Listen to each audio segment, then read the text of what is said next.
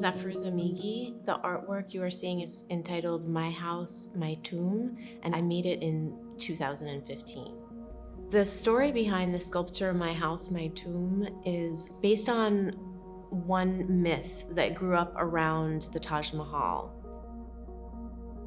One of the myths was that the Emperor Shah Jahan wanted to create an identical version of the Taj Mahal across from the Taj Mahal for himself, where he would be buried across from the tomb of his favorite wife.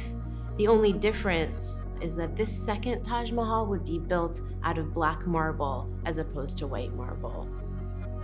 And so that concept of obsessional love and of somehow rejoining that object of your devotion in the afterlife was so poetic and appealing to me that I thought, let me reenact or let me reactualize this myth. Let me construct a sculpture that represents both the white marble Taj Mahal and the black marble Taj Mahal, and let me see how they interact with each other. Growing up in the United States, so far away from where I was born in Iran, yet being so mesmerized by the architecture there, there is also that distance. There's also that inability for me to grasp that landscape that I was born into. And so maybe these examples of things that are so untouchable became really appealing to me as a result of that. In my work, I've used that beauty in the same way to lure the audience as it lured me as a child, which is to make these shimmery sculptures that are reminiscent of jewelry and chandeliers. But if you look carefully at the forms, they look sometimes like rockets or missiles or some of the killing devices that are manufactured in the United States.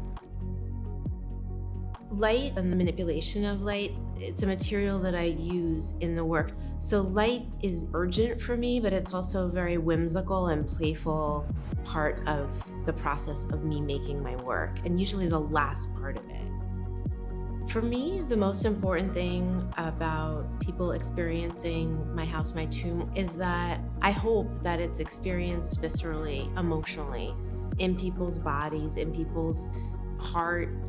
And that doesn't usually happen in a cerebral way or a logical way. It happens just sort of in an inexplicable, experiential way. And that's my hope for the piece.